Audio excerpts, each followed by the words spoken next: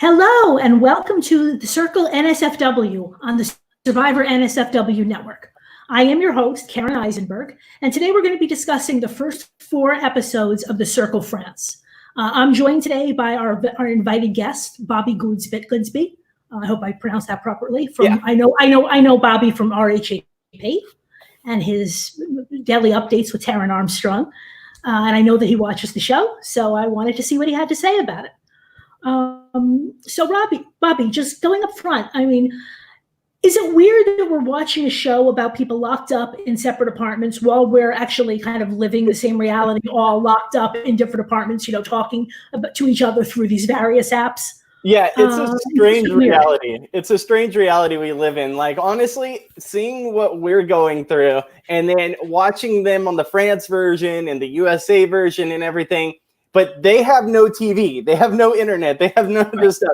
I'm going crazy in my home with these things. So I can only imagine what it's like. I mean, granted, it's not Big Brother. Like, those poor people are in there for months. So they luckily are only in there, we think, for like, what, a few weeks, maybe a month. So 2 to 3 weeks. 2 to 3 weeks. So it's not as bad as, say, Big Brother. I couldn't imagine doing either, even though I'd love to. But yeah, it's very kind of crazy seeing that this is the world we're living in and this is what we're also watching. Yeah, it was like somehow they were able to see the future and say, 6 months from now, this is really going to resonate with people. Right. So I should just have to say this up front, right? Obviously, this is a scary time. And so people sometimes even question, should we be talking about reality TV? But to me, I feel like, this is the stuff that's going to keep us sane, hopefully. So we want, the whole idea is just kind of for a certain amount of time, you can just kind of, close everything off, try to forget what's going on in the world and just talk about this damn TV show.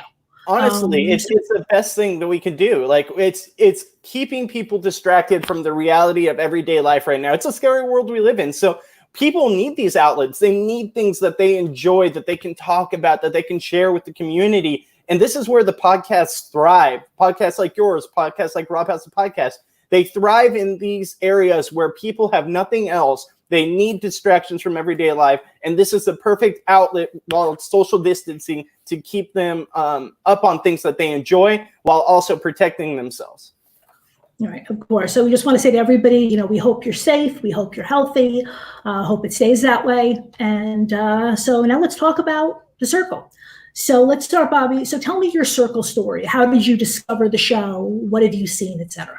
So, like many other people, I listen to RHAP constantly. I obviously podcast with them, and I heard Taryn talking about it one day, and I heard Rob mention it a couple times, but I always heard about this show called The Circle on different podcasts that they bring up, but I never fully got into it. Like, I heard it was a good show, but I didn't know how to watch it and, how to go forward with it.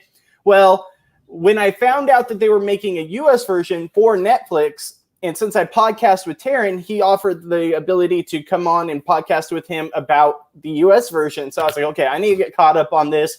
So I binge watched season 1 and 2 of the UK version and then watched the US version all within a month. And I fell in love with it. Everything about it, the social strategy, the manipulation, the, just being able to influence people and seeing how people use social media and like devices to pull people in or to distract people. Just the social experiment of it all was something original, something we haven't seen before. It wasn't a ripoff, like you said, of other shows. This was its own thing. And yes, I've admitted, it has its flaws, but in a lot of ways, it has a beautiful way of showing how social media has impacted our society and playing a game into it. I just love everything about it. And now watching the France version, I love it even more.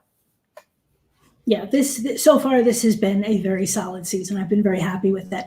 So we'll just kind of go through the 4 episodes. I'm not going to discuss every single chat or every single, because it was doing that in the beginning when I was doing Brazil. It just takes too long. But Bobby, please feel free to jump in, right? If there's something that I'm skipping over that you think is important, please feel free.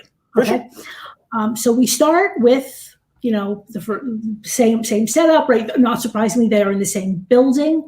Maybe, I should let me take a deep breath. I'm not sure if any of our listeners are here, but they haven't seen any of the other versions of the Circle. But just in case, let me lay it out. What they do is there is the building that they show on the on the broadcast, is actually a building in northern England near Manchester, and that is where they shoot all of these different shows from all around the world. They start with normally 8 people. Sometimes it's been a little bit more. They put them in separate apartments in the same building. And they are very, very careful to make sure that they do not run into each other, that they cannot see or hear each other, so that they are in their own little cocoon, kind of like what we're doing right now. And then they get to know each other through this social media channel that they call The Circle. Now, between you and me, what we've discovered is that the whole voice-activated circle is really just kind of a joke, and they're saying things, and then the producers are typing them in, and they're coming up on other people's TV. But be that as it may, this is how the game works. And then every so often, they're asked to rate or rank the other people in the game from the person they like the most to the least. And then rather than just the lowest vote getter going home, which happens occasionally, but generally what happens is the top 2 vote getters will be influencers. And they get to meet, again, in the same way, not face to face, but they get to discuss, and they block one of the players. Okay. Then after a player is blocked, they leave. But one fun thing that they do is that the person who is blocked gets to pick anybody else in the game to meet in person. And that is a real in-person meeting where you get to see who the other person really is, and you can get any help they want to give you with the game. So this keeps going. As people vote out, they introduce new people, and then at a certain point in the game, they stop introducing new people, and the cast just obviously goes through attrition, from 8 to 7 to 6 to 5. And at around 4 or 5, there will be one final ranking, and that determines the winner. It's the same thing. Whoever got the most points, or in this case, really the least points, right? You just add up everybody's ranking. You got 1 from this person, 2 from this person, 3 from this person. Whoever has the lowest vote total wins. That's simple. Okay. Now in France, we're actually going to see they're going to do it a tiny little bit differently when we get to the later episodes, but that's enough to get us started. So we start with Romain. Okay, who is our first contestant? Romain is a personal trainer and baker. He shapes body by days and baguettes at night. What do you think of Romain? Romain, man, first off, my first glance of him, I was like, man, this guy's going to be just like his name. He's going to be like a salad, just a plain romaine salad. But as we kind of get along to a couple episodes in, I started thinking, okay, I'm completely right. This is how this guy's going to play. And then I was a little more surprised. We'll get to that later. But my first instinct about this guy was, this guy's going to be playing. He's going to be like that same guy we see on every show where he's a good-looking guy, bodybuilder, whatever, doesn't know much about the show. And it's just going to kind of be nice, but not really be strategic and float his way further and then end up getting like 4th or 5th place. That was my initial perspective of Romain. But he seems like a nice guy, so I have nothing against him there. Right. Yeah, no, and we will actually see some signs, like you said, as we go on, that he has some strategy. And I would argue that there's a decent chance he has actually seen some of the other seasons. I'm not sure if you picked that up. Oh, yeah, I haven't picked that up yet. But the one time I saw him do this was they're showing the beginning of the day and everybody's taking a shower. And this is right after they did the game about agree or disagree. Would you do or not certain things? And again, I don't remember which version of this cast this was, of the season this was with, but they asked the question, do you pee in the shower? I think this was on US. Yes, it was. Right. So the fact that Romain is just in the shower going, pee in the shower, no. What did he say? Or pee in the shower, yes. Pee in the bathtub, no. I think is what he said. Oh, and I'm like, that could have just come to his mind, but it made me wonder. Right? Is it possible that when they're all locked up, in sequester before it starts, did they give him US to watch? And is that where it came from? Yeah, totally possible. I wouldn't be surprised if this guy had seen some of the game though. Because he does seem to know what he's doing. Yeah, no, that's funny. I didn't catch that, but now that you say that totally makes sense. He could, and that would make more sense too than the fact that they have something to watch while they're in sequester. Big Brother does that when their people are in sequester. They watch former seasons. So I don't know if you saw it, but that is a good little thing you picked up on. I didn't catch that. Like I said, I'm not sure, but I always kind of have my ears peeled for that, because the same thing happened with Shuby. Shuby said several things. We interviewed Shuby when we were covering the U.S. And these were definitely, I think these were these little breadcrumbs that he was dropping in for the super fans, hoping that some of them would make the show. Yeah, and they did. Nice. So Romain seems like, again, good-looking guy, personal trainer, but might actually have a little bit of strategy. And what's his strategy? He says he wants to be the perfect guy.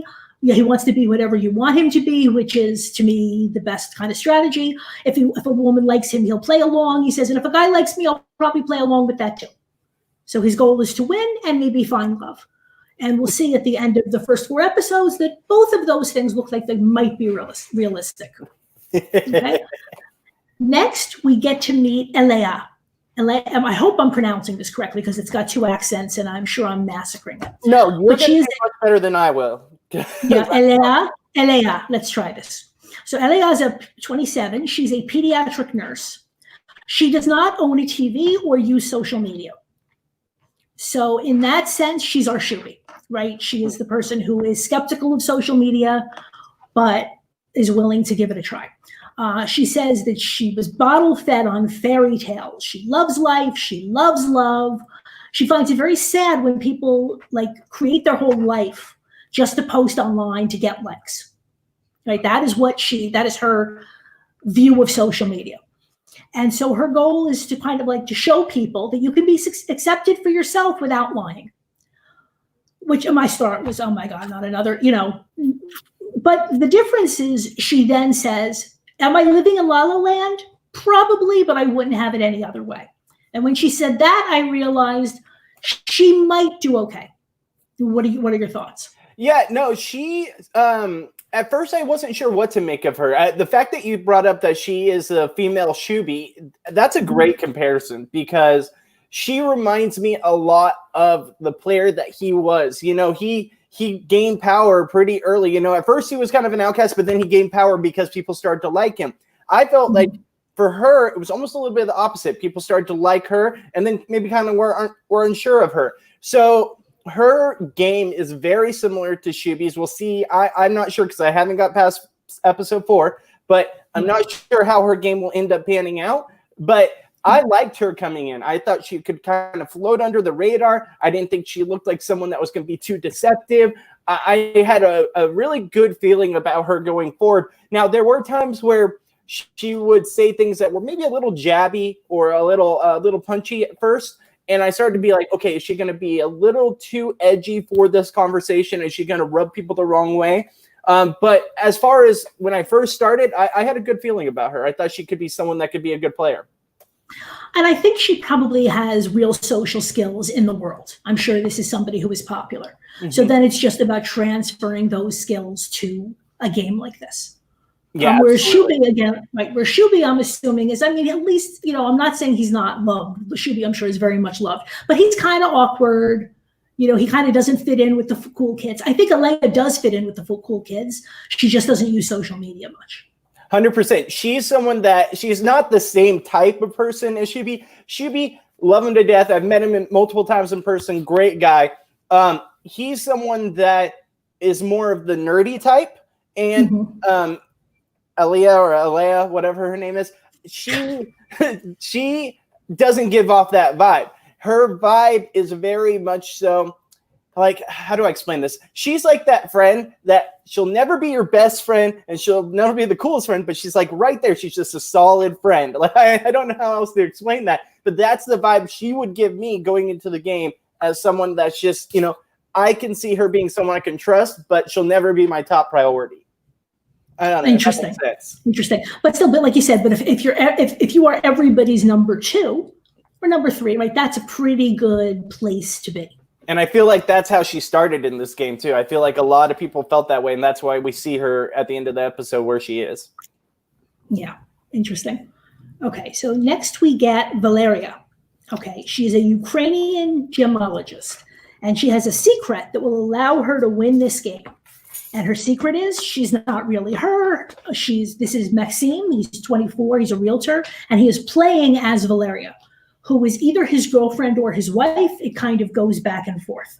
Yeah, I think it's maybe fiance even. I'm not sure. No, because he said he started by saying, "This is my wife." I think he said it several times. Okay. But then he said, right, as part of the same package, he says, "If I win, I'm going to get the biggest engagement and wedding rings for Valerio."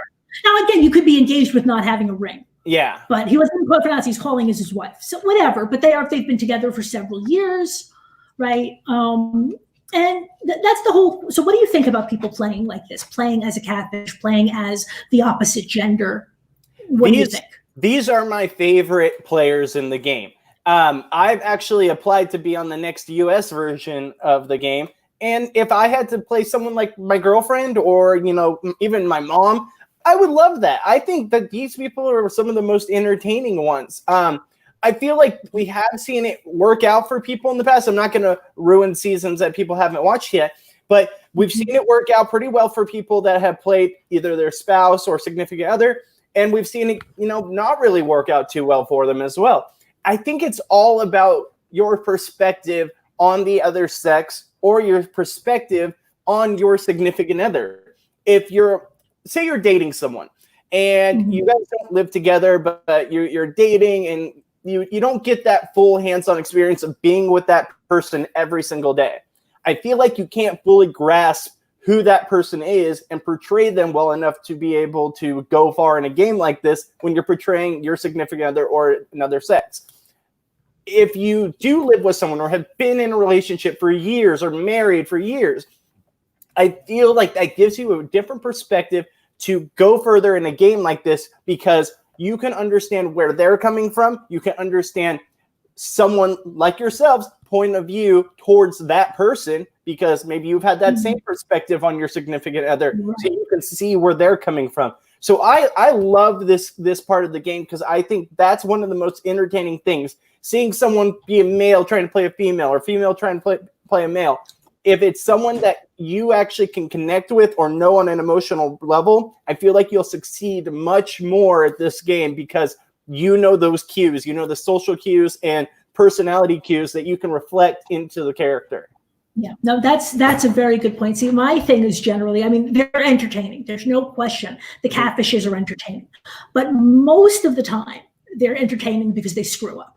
Yeah. And so I have just been kind of saying that if I were to ever play this game, that I would absolutely play as myself.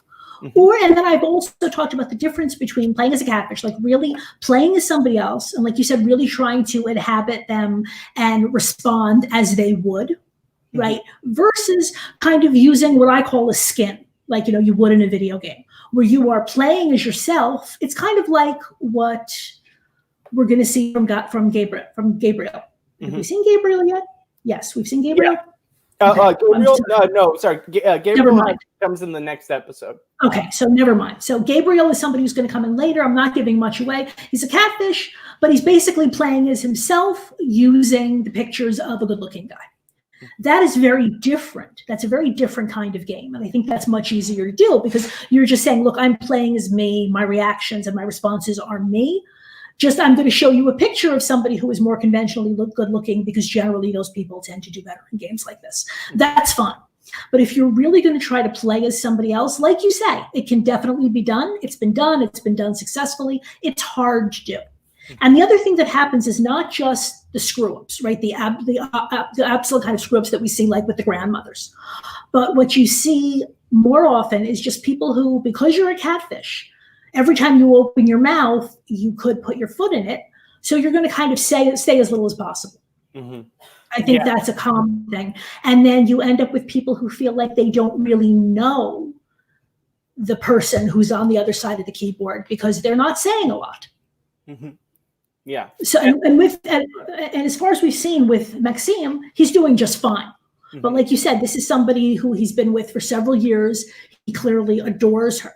And if he really does have this ability to put himself in her head, right, he might actually get away with it. Like you said, this is the one scenario in which I can see it working out. Absolutely. But even then, it's hard. I feel like it's a much, much harder game to play. Yes. Right? If you're playing as your girlfriend and everybody else in the game is playing more or less as themselves, you're going to have to play 3 times as hard. Yeah, and I absolutely agree. It's so much easier playing as yourself. I like the people that take the challenge of playing as their significant other. Now, we also see in past seasons and even on this season, we see the grandmothers who we'll get to that are portraying one of the grandsons.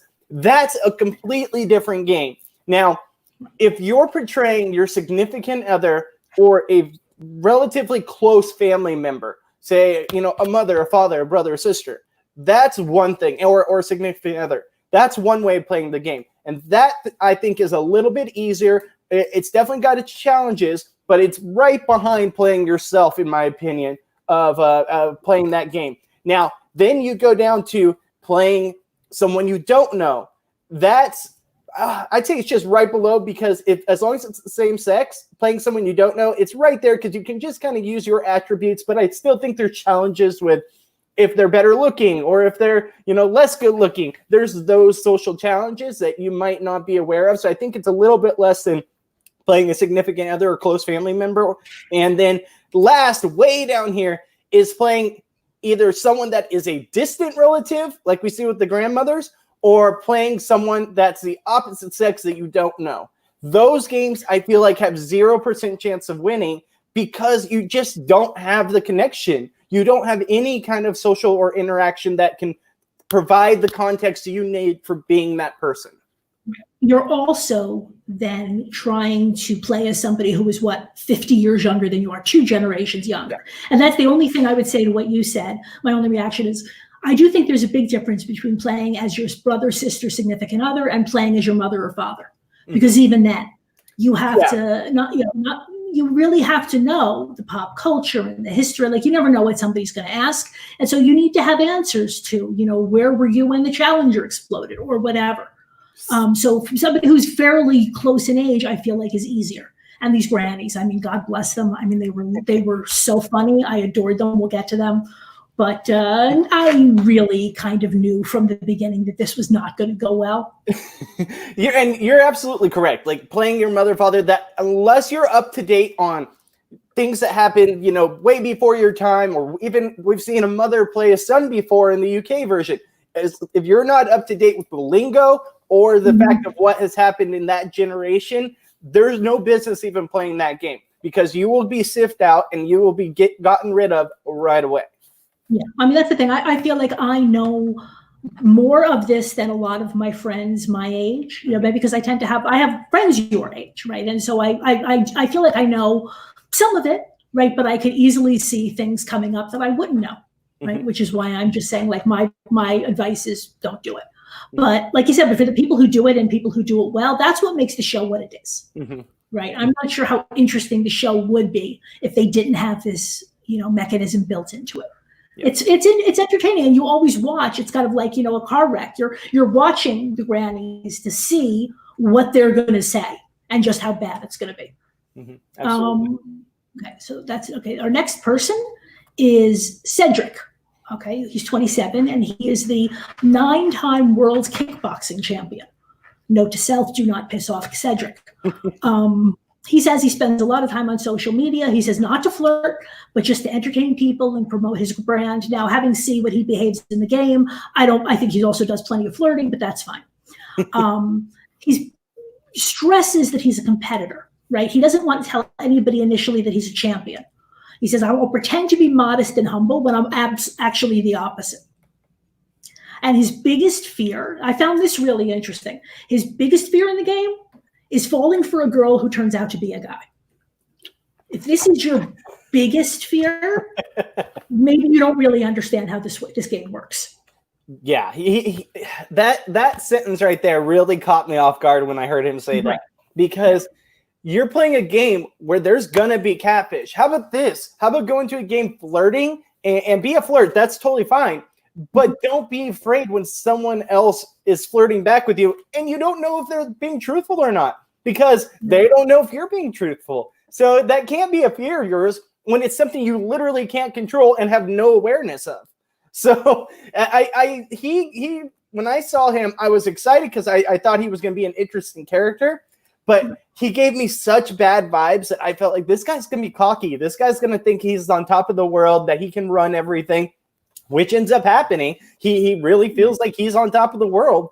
And it was just something that always detracted me from him.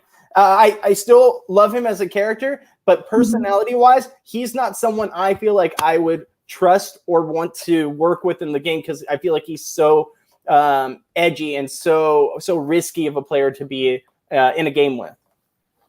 Right. And again, like you said, because he's trying to be somebody who he's not. But I think he's kind of right that, you're better off coming across as modest than how bullet. He talks about his boxing, but he doesn't say, by the way, I'm a 9-time world champion. As far as his personality, I mean, to me, I just see him, he's the villain, right? He wants to be the villain. He embraces the villain. So from that standpoint, it doesn't bother me. But do I want to be his best friend? Not necessarily. Exactly. But I understand what you're saying about him. And there is that thing. He definitely does have an ego. But I feel like he's done a decent job of, reining it in for the time being, at least. He's doing a great job of telling people what they want to hear, and he knows he has to play that way. So I'm impressed with him in that sense. Right. Okay, so our first four make their profiles. Valeria, he picks out a picture of natural, smiling. And again, if you've listened to this podcast, this is exactly what you want to do, right? You want to find something that's not incredibly photoshopped or filtered, that makes people feel more approachable. Because there does seem to be a thing at this point, we all have the filters on our phones, but for some reason in this game, when people see a filtered photo, they instantly seem to have a negative reaction to it. So for how Valeria, they figured this out, and she is pretty, but she is not so pretty that you think that she must be fake. There's so far. Oh, sorry. There's two things that you need to keep talking. Okay. There's two things you need to not do whenever you come onto this game. Number one, do not use a model photo. So there's a lot of times where people will come in. And so, Karen, I was just saying, there's two big things that you should not do in this game. One is use a photo where you look like a model in your photo, where it's clearly, a professional photo taken. That's one of the biggest takeaways. Second, do not use one that is filtered, like you said. Those two things we see every single season. People mess up. People do it. People put it in. Maybe they're not aware, or maybe they're just saying, "Oh, that's my best photo. That's going to make me look popular." That's the question, is why do people have this reaction? Because again, everybody has or most of us, I assume, has done a photo shoot, even if it's a friend, whatever, at some point for the picture that you're going to want to use, like you said, on your social media. So everybody has that picture, but you don't want to use it in the circulation. And especially, like I said, the first photo. I think you could probably get away with it more later. Look, I've said before that I feel like the most important decision you will make in this game is your first photo. Absolutely. And people are also distracted by the fact, say it's a professional taken picture, a model picture, if you will. People look at that and think you're not genuine. Maybe that's our society's perspective of these people, that we think, okay, well, she's clearly got stuff probably photoshopped, or he looks like he is probably just posing in that position and it was all touched up. People in real life look at those and don't see it as reality. Because it's the truth. A lot of it is, messed with and fixed to look a certain way to give off a perspective that they're trying to show, a certain aesthetic. So when people in society look at those pictures, that's not reality to us. To us is a picture of you and your family hanging out on the beach. That's reality, not someone on the beach, with clearly their hair done up and all that stuff.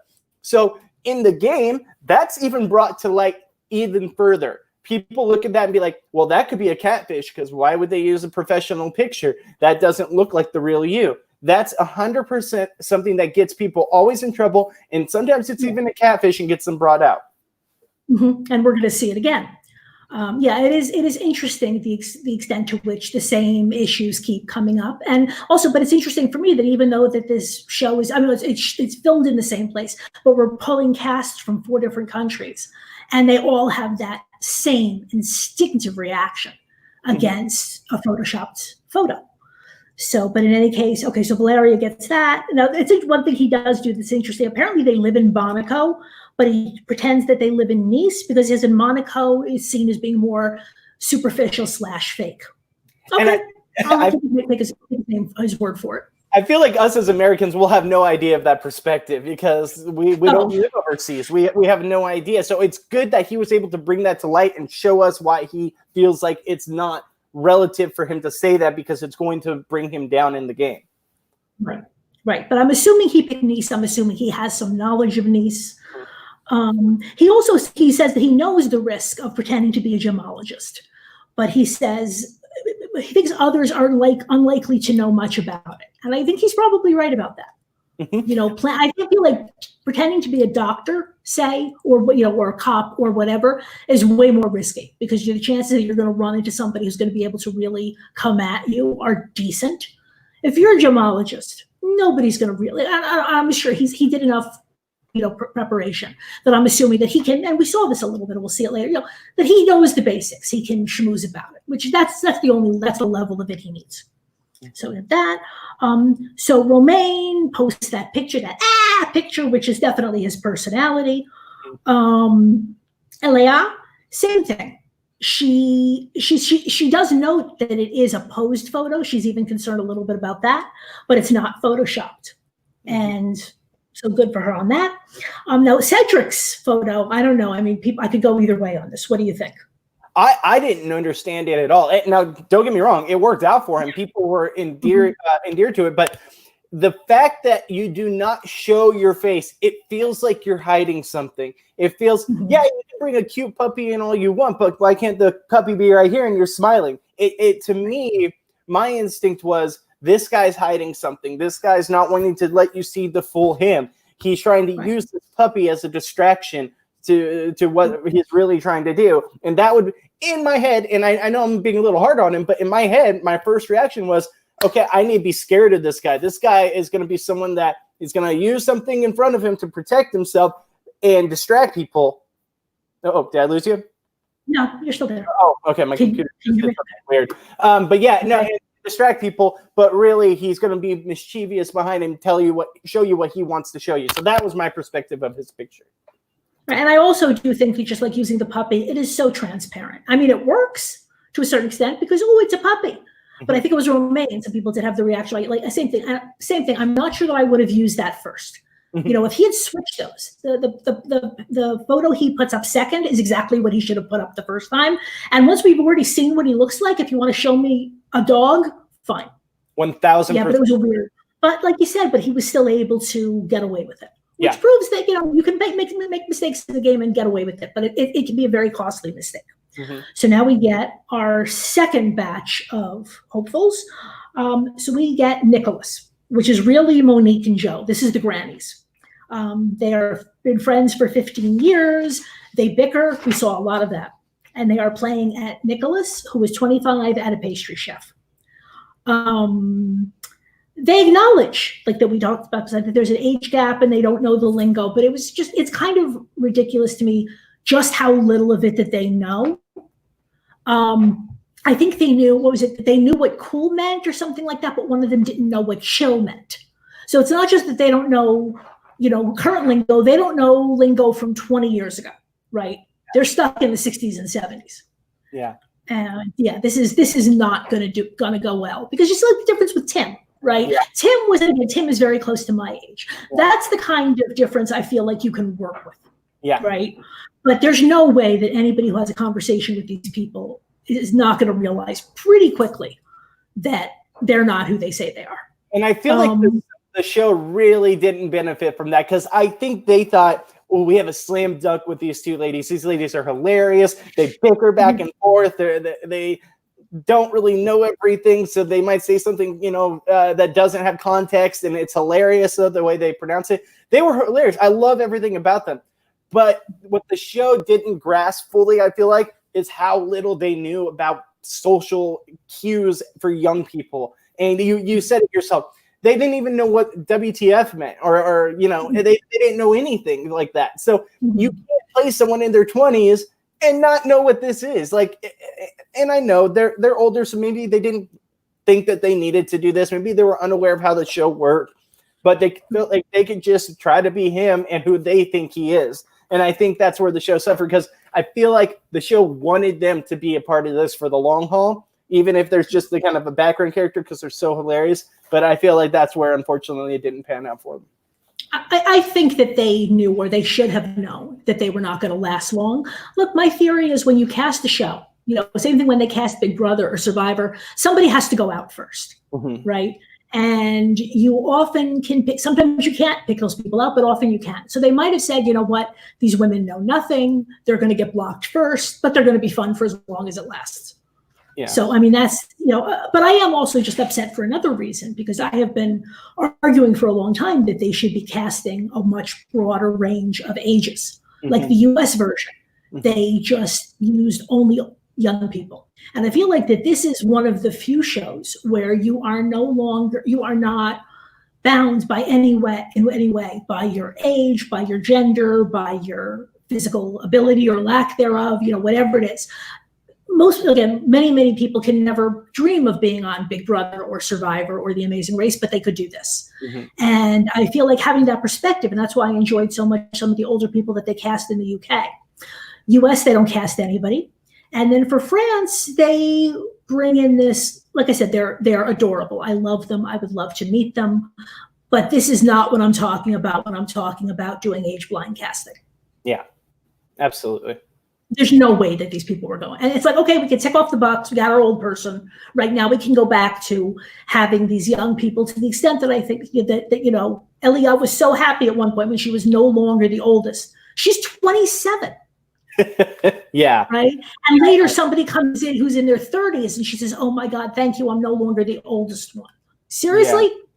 Yeah, I know. I'm 30 and I'm just like, really? 32 is the oldest now? Yeah, you're definitely too older to play Big Brother. I know, right? Exactly. So it's unfortunate. And I feel like the UK version hit a home run with Tim. Tim was a perfect in-between spot that you could possibly find. And if they could find more people like Tim, the show would be a huge success. And I agree with you. I mean, the US version, the only, and I, for a lack of a better term, older person that we saw in the cast had to play with her son. So and she's not even that old. But right. It's unfortunate that I feel like the casting has suffered a little bit. I feel like the UK version has done a little bit of a better job, but even then they could do better. Right. But it's the same people. It's the same casting people, right? So it's possible, I was wondering, are they making different choices deliberately just based on the various countries? Like saying, okay, in the UK, it's different. We can do all this, we can have people from a whole range of ages. This is the US, right? We need eyeballs on the screen. And the way we got eyeballs on the screen is to have hot people. And that's true on every show. Most of them are going to be hot. That's fine, right? Yeah. Most people don't want to watch ugly people play a game. But, all 8 of them don't need to be bikini babes. You can have some flexibility in it. So anyway, I'll get off my soapbox, but I also plan to try out for the show. And I have no idea if I have any chance at all, just because of my age. The question is whether they want to make a change for the US or not. Yeah, absolutely. Okay. And I don't have a passport yet, so I got to work on that if I ever get cast on the show. I think I'm going to apply for that now.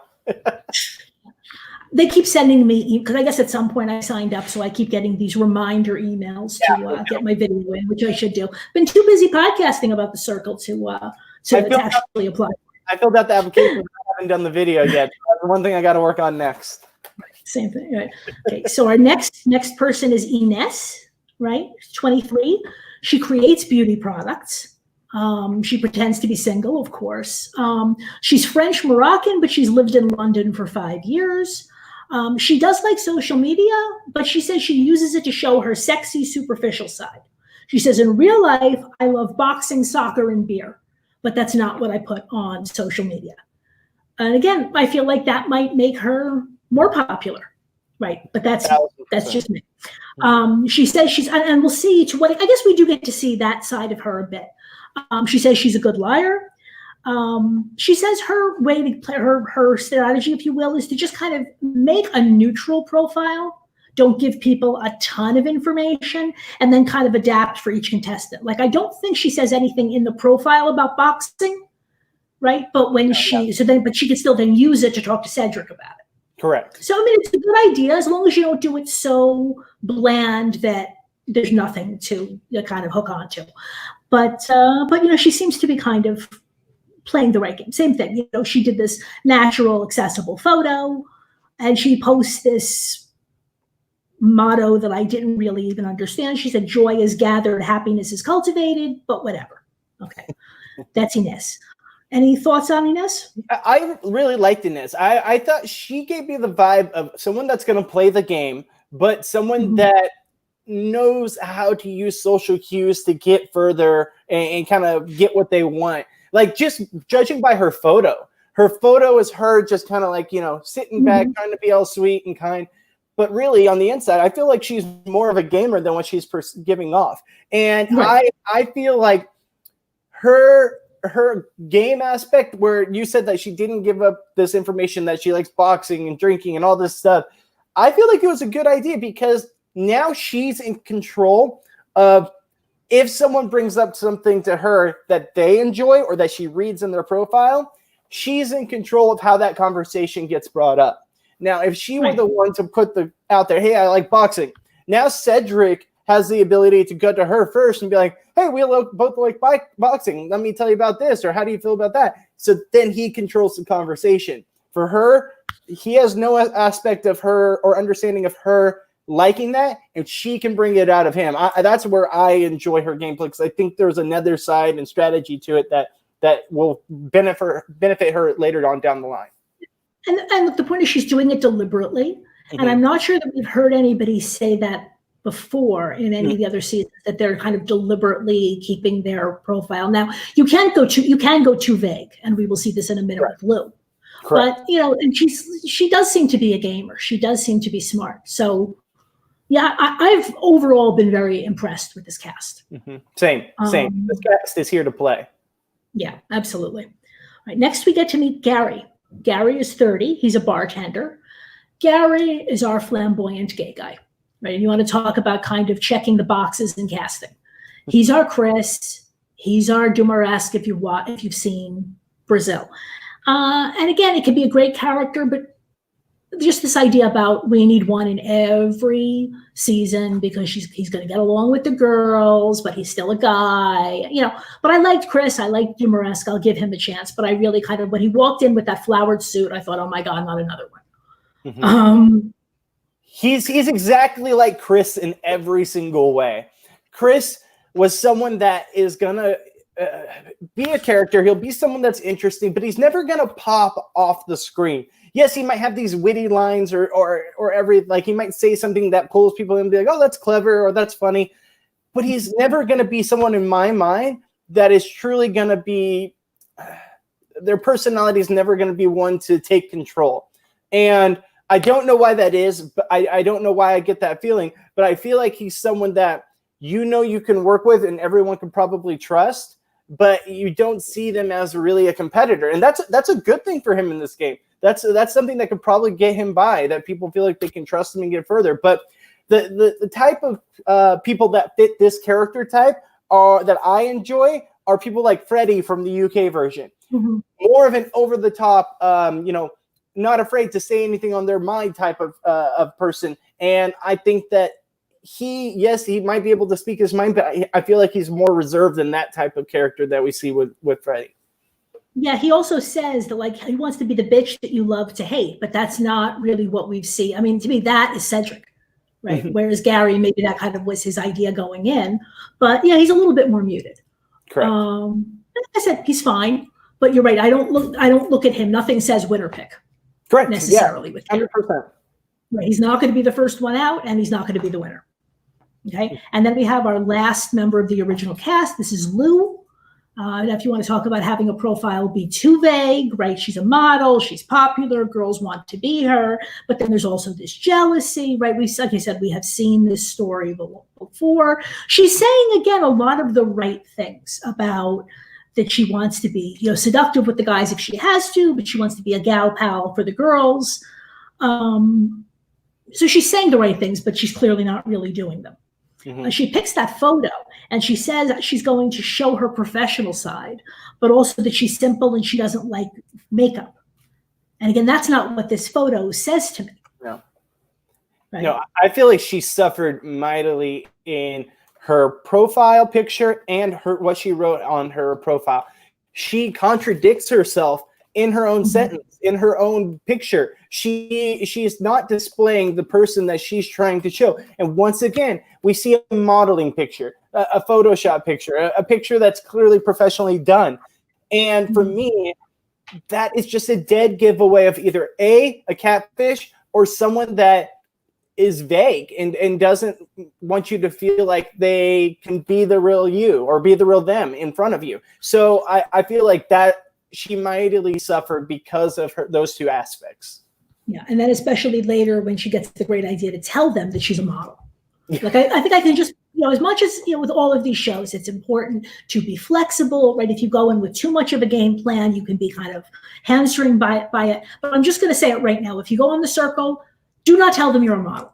1,000%. Right? Just ever. Like maybe, in the final, after all the final votes are in. But do not use your modeling pictures. Exactly. Tell them that you are a model. Come up with another job description. Because again, people have this visceral reaction to models that I'm not so sure is warranted. But it's definitely a thing. We've seen it around the world. No models. 1,000%. You don't. If you are a model, don't use a modeling picture. Yeah, right. It's that easy. You have you can be a model. Pictures. If you are a model, that's fine. You should go on the show. You should not tell them you're a model. People will see your pictures because when you go to pick your picture on the show, people can see all your other photos. So if it's all about you getting that perfect look for TV, they'll see it in the profile where you get to select your picture. So you'll get that TV time of your nice modeling picture. But for a game, do not show that picture. It is a dead giveaway, and it's usually the death symbol for this game. You're not going to win because that is a dead giveaway of someone that is someone most people don't want to work with. And like you said, for better or worse, maybe it's not fair, but that's how society is. Right. And when you combine that with this very, very minimal profile, right? The whole thing, there's a wolf loose in the sheep. Okay, that's cute, but that's all she gave them. I guess because she didn't want to say she was a model, so she didn't tell them anything. And also one last thing about her. Please. What was I going to say? Oh, I just lost it. She gives me this vibe where she can't take the criticism, but she can give it out. And maybe I'm not right in this perspective, but she gives me someone that she can dish it out, but she can't take it. And I feel like if you do anything to contradict what she's displaying, you're instantly dead to her. You're not going to be someone that she wants to be with. And I think that hurts her in a game like this where you have to be socially acceptable to difference of opinions. You have to be able to get that. And I feel like that's another aspect I just didn't understand her game. She's also very young. I do think there's a big difference between 22 and 27. Yes. Just in terms of, but again, like Woody was 18 and was amazing, but Woody's an old soul. Right. In general, if you cast these people who are just out of college, this is what you're going to get. Okay. So these are our 8 players. They get to check out the other profiles and rank them. And again, I'm not going to go through everything because we'd be here for 5 hours. But we have even at this point, Romain sees Cedric as competition. He says, "I'm going to try to be this guy's best friend because if I don't, he's going to be an opponent." And clearly, he was right about that. Now, Valerio, we didn't really see the payoff for this, but Valerio lives in Nice, or says that she's in Nice, and so does Alea. So I'm like, oops. But then they showed us that. So I'm expecting to see the payoff, but we never really saw the payoff. She must have known Nice well enough to not get caught. And we've seen this in the past where someone says they're from somewhere, they're really not, and they have no idea of what that place is actually consists of. Again, and that never works.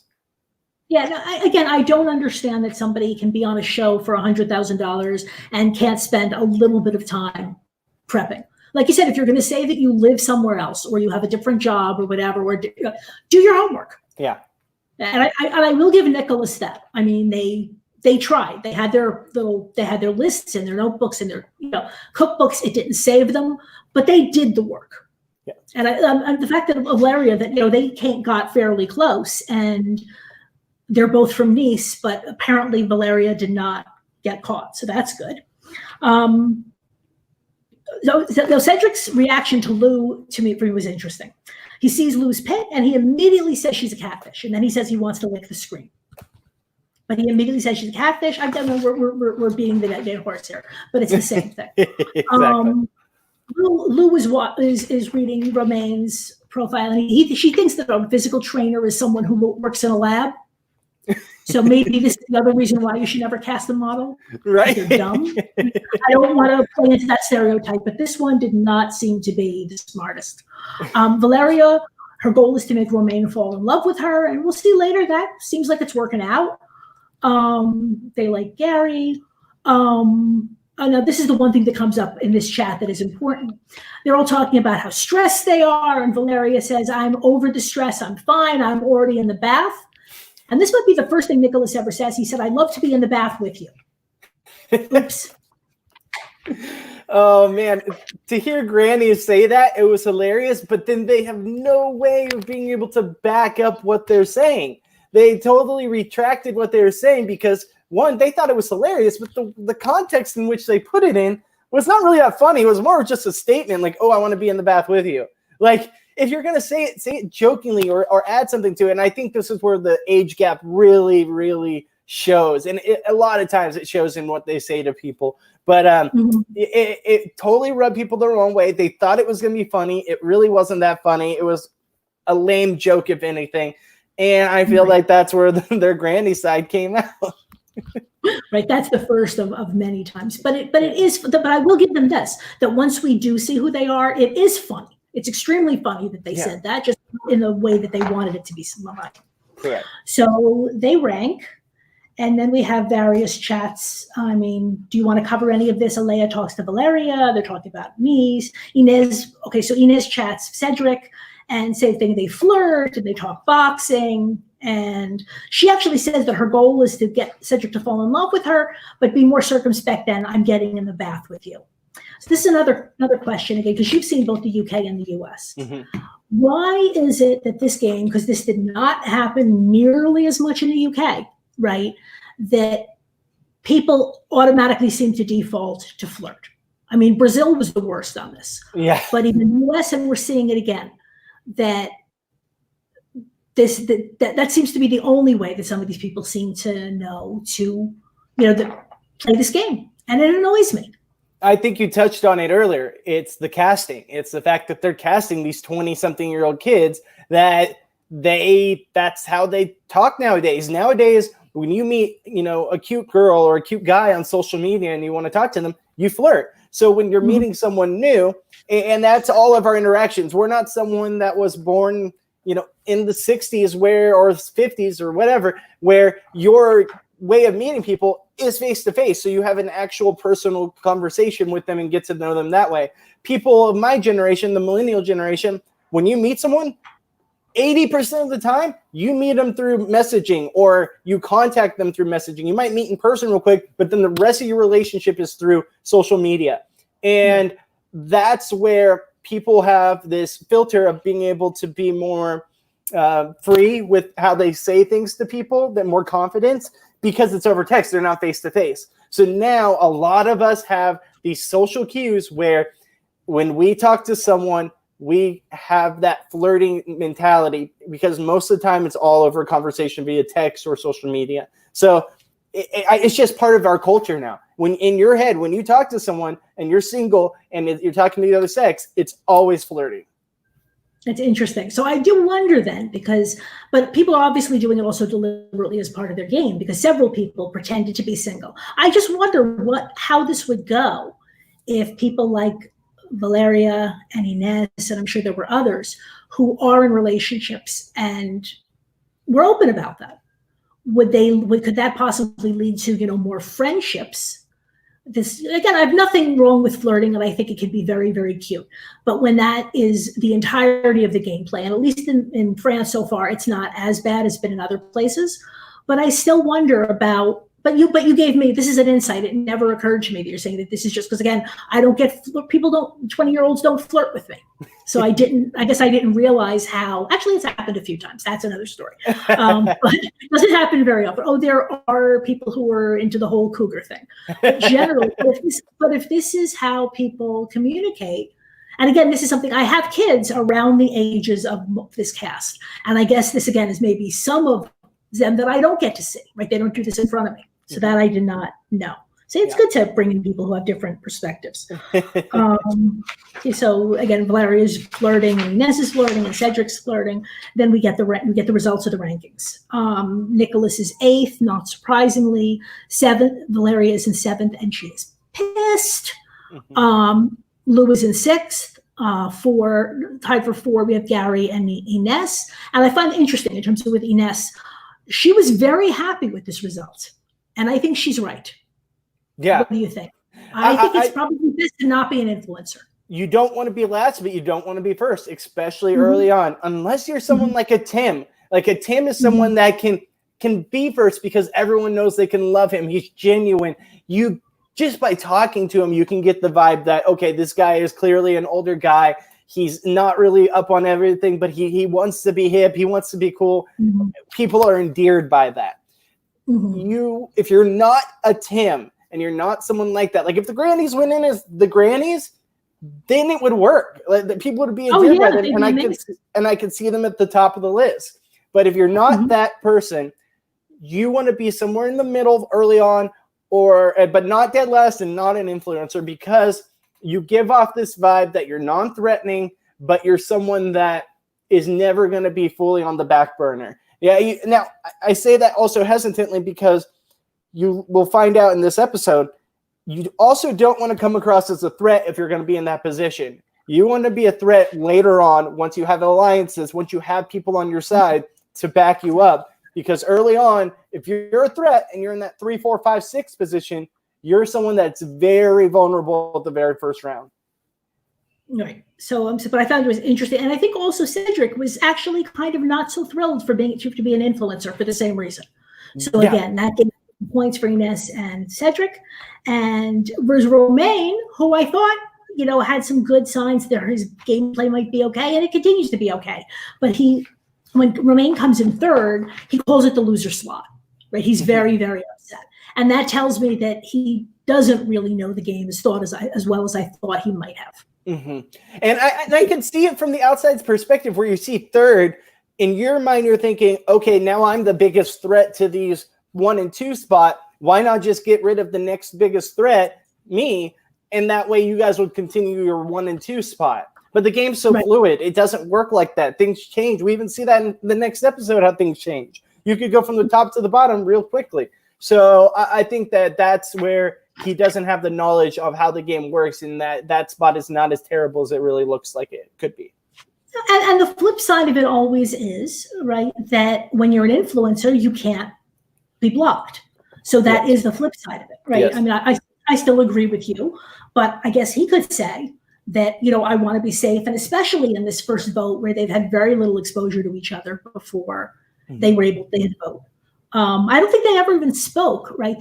All the chats were after they ranked, and then so this was between the rankings and when the results were revealed. But but when the rankings were originally, I don't think they'd even spoke. So there's an argument that in that situation, you just want to be safe. Correct. So I'm trying to give Romain the benefit of the doubt, but I think 3, 4 is exactly where you want to be. And like you said, I do feel like the influencers, the default should almost be when you go into that room, whatever they're calling it in each, because it keeps changing.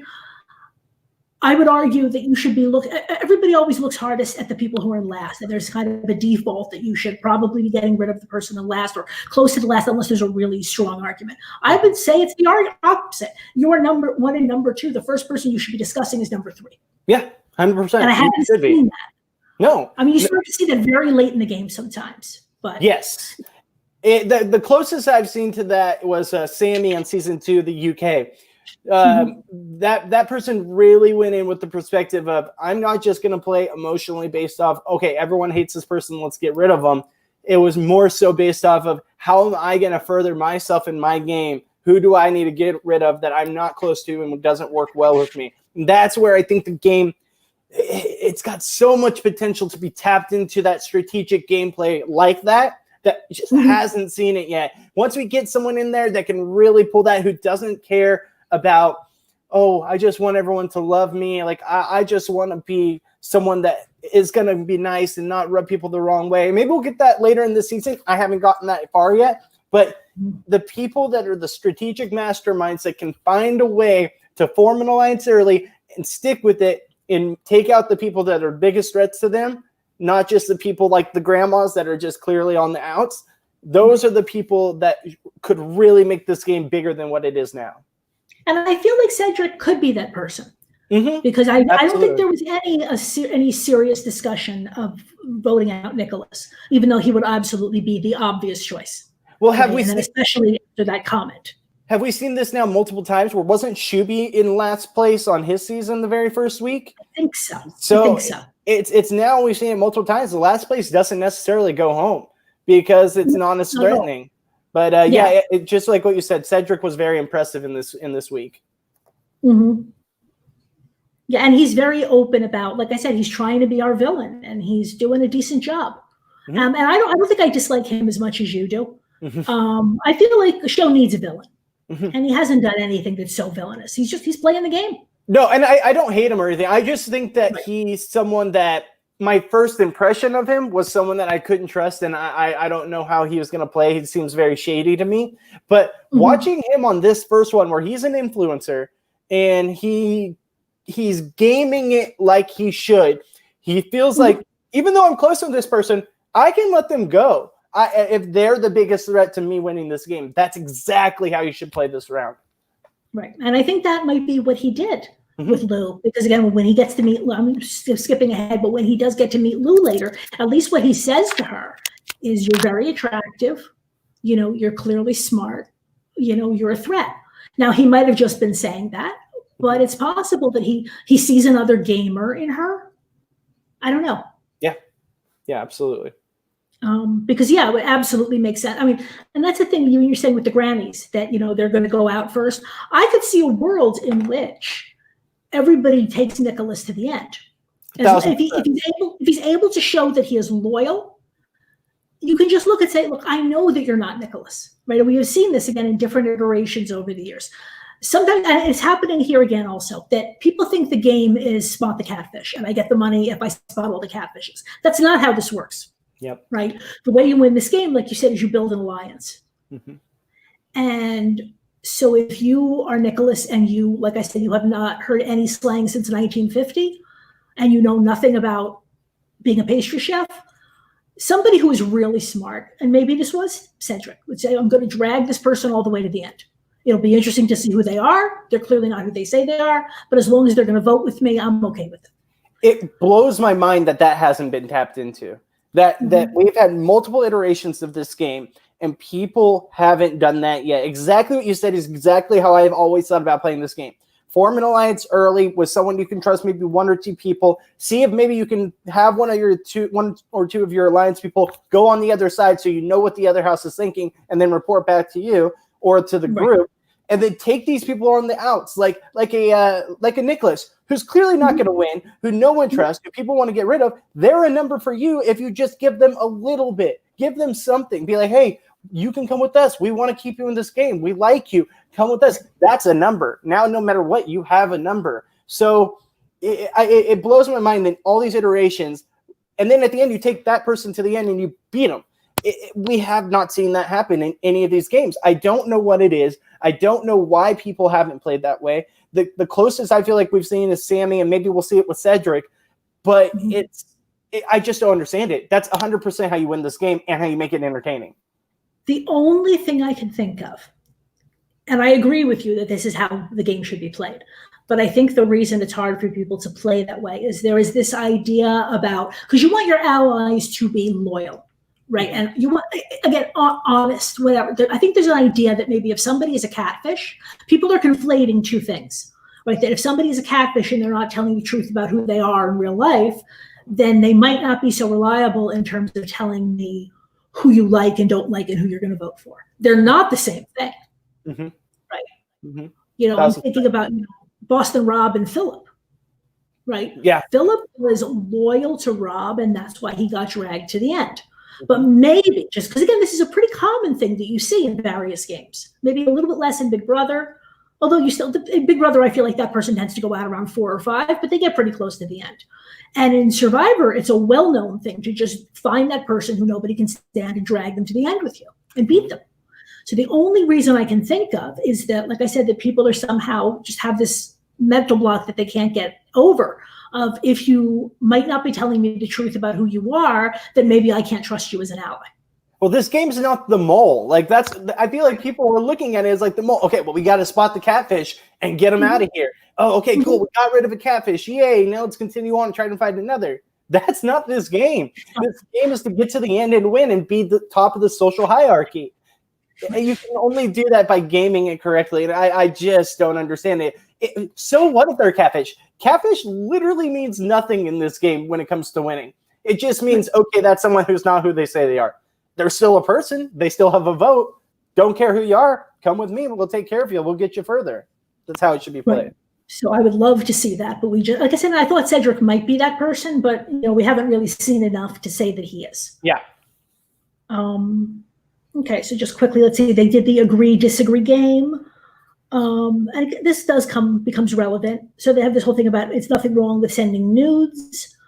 So there is, I don't know if that's so important. Then there's a question about who spends hours retouching photos before they post them.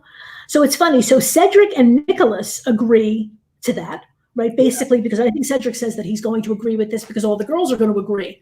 And then none of the girls agree. Yeah. Yeah. And he was hating the fact that him and Nicholas both answered the same question with everyone else on the opposite side, because the last person you want to be associated with is Nicholas at this point. Everyone doesn't like him, and no one thinks that he's trustworthy or if he's even playing a straight game. So when you answer the same as him and you're the only two to do it, now the question mark goes to you. And I think we see that a little later. I won't get to it right away, but people start to question Cedric. And I think this is a part of it. I think this is where that trust kind of starts to unravel. I feel like people are starting to think, okay, well, is Cedric who I think he is? Because he's answering the same as Nicholas, who we know is not telling the truth. So maybe he's not who we think he is. The only reason I feel like it might be a little less of a problem is that I just got to think these women, they're lying. They know they're lying. Oh, 100%. I mean, especially some of them. I mean, Lou doesn't retouch her photos before she posts them. Seriously. 100%. So I'm saying what Cedric was trying to do made some sense, and he just was in a cast with, like I said, a whole bunch of people who are all still. The game is new, they're still lying to each other, not in ways that help their game, just in stupid ways. Yeah. This is one that was interesting. There was the agree or disagree. I'll do whatever it takes to win. And who agreed to that was Lou, Inez, and Gary. Okay. And that apparently a lot of people had reactions to. And again, what's the big deal? You shouldn't be playing a game for $100,000 if you're not here to win. 1,000%. Right? But Inez feels like that she was kind of held out. It's true that it does show that you're a gamer. And maybe even with Lou about the final decision that they do make to block her. Maybe that is the last straw, which is that, okay, if you're that pretty and everything and you're a gamer, you are a threat to me. It's such a catch-20. It's a catch-22. You're damned if you damned if you don't. Like, I feel like your best foot, maybe it depends where you're at in the game, but in my opinion, the best thing to do is just be like, yeah, that's why we're here. We're here to play a game. Like, I'm not going to. I think people have said this in the past. I'm not going to do anything immoral or something that would go against what I stand for, but I will do what I can to win this game. Right. Yeah, I don't understand what the big deal is. But again, it's just about, with all these games, it's how are people going to react to it, and then what are other people going to say? Yeah. And obviously, that other people could lie, but the amount of lying to me just still surprised me. Yeah. Because I do think that one of the ways you make friends is to show your real self and be vulnerable a little bit. And so if you admit, yes, I retouch my photos, yes, I, whatever, it might make you look a little bit more human. Like, especially for somebody like Lou. It'll look like that, post a photo like that, and then deny that you retouch your photos. I don't get it. Yeah. Okay, so this is where, then Lou gets blocked, and we already kind of discussed it. Is there anything? Cedric wants to get rid of the strong players, right? And Elea doesn't want to do that. She says it's too early to be strategic. And it's interesting that Inez almost goes home. It really goes down to Inez or Lou, which again does make it look like that question might have been really, really problematic. Now Cedric says this thing, and again, maybe I missed something. He says he tells Elea, you decide, but he says that he's the one deciding. So he seems to think that he had incepted the idea for Lou into Elea's mind. Mm-hmm. Whatever. He doesn't get what he gets what he wants. Lou gets blocked. I think we've pretty much discussed this, but is there anything else on Lou we want to say before we give her a burial? Lou didn't play the game she should have. She made multiple errors, especially right off the bat. And Cedric saw right through that. And Cedric, even though he's saying, oh, yeah, I'm going to let Elea do the dirty work, she's falling right into my trap. Elea felt the same exact way. She knew exactly that she was on board with that too. And Cedric, we'll see if it works out for him, but he had Lou. Lou was willing to work with him. And he also had Inez. And the fact that it came down to Lou or Inez, I just feel like when you're that early on and you have people that clearly want to work with you, yes, I get it. Get rid of the threats. If you really feel like they're a threat, get rid of them. And maybe he felt that way with Lou. But I'd be hesitant to get rid of someone that I know I can work with that fast, that quickly, right off the bat. Yeah, no, I think that's right. I mean, Cedric is right that you want to get rid of the big players, like you said, but the second part of that should always be, and especially early in the game, I would even go further. Mm-hmm. You want to keep the people in the game who seem to like you. Exactly. Somebody's a threat. You've got plenty of time to worry about that later. Yeah, exactly. But so Lou goes, and then we get the in-person meeting. And this I kind of loved because I don't think we've ever seen this to this extent. That Lou does what you think everybody would probably want to do, but they normally don't. She comes in and she is pissed off at Cedric. Mm-hmm. Yeah. She is really, really upset. Yeah. Sorry, go ahead. Go ahead. Oh, she said exactly what was on her mind. She was pissed because exactly what I said. She was willing to work with him. She trusted this guy. She told him exactly how her point of view, her perspective, where she was coming from in this game. And he just totally said, okay, I'm willing to let you go. And I feel like he looked at this as it's just a game. She's someone that I don't feel is being truthful. I need to get rid of her. And that's fine. He can do that. I think she went a little too harsh because I get she's hurt. I get that she's mad that this happened. Maybe she was even trying to make great TV. But she needs to realize that it's just a game. It's nothing personal. It's not like it was a personal attack. And I never felt like he was doing anything to personally attack her. I get where she's frustrated and mad, but I feel like she went a little crazy, which love it for TV. But I would be like, really, come on, it's a game. We're not doing anything to really hurt each other here. Right. But anyway, so Lou is blocked. Now, when she has her goodbye video, and this has come up I think this happened also in the US, where what did she say in the video? She says that, so she talks about being upset for judged for her looks and all that. But then she also warns them the person that she met. She said, the person that I met is sketchy. Mm-hmm. And I'm just not sure that production should let them do that. 1,000%. To let somebody to mess up somebody else's game. This is supposed to be something that's kind of almost beyond the game. The person is out of the game, right? And then we're just going to get this fun moment where they meet and we get to see the reactions. Mm-hmm. You're really just putting a target that this person's out of the game. Like you said, they have no part in the game anymore, so they shouldn't influence the way people see this game. I get it that when the person leaves, they can go to whoever they meet and be like, well, I don't trust this person, so just be aware of them. Right. I get that they get to do that then, so why can't they do it in their exit interviews?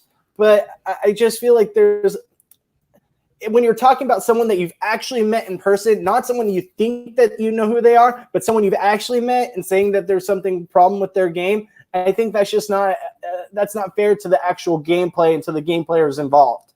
Right. It just ruins people's games for things that are not their fault.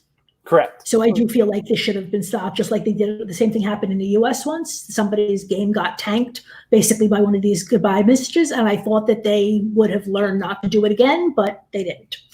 So this is probably the most important chat that happens, or the beginning of the series of chats in these 4 episodes that I think are the most important. So Lou makes this statement. So Inez chats Cedric, because always there's a decent chance that the blocked player is going to go to one of the influencers. Not always, but especially in a case like this where you haven't really had time to get to know somebody, especially, very good chance they're going to an influencer. So, and this is the conversation that shows to me that Cedric is good at this game.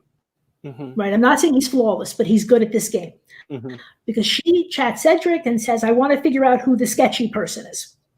And he kind of leads her by the nose to the realization, quote unquote, that it must be Alea, right?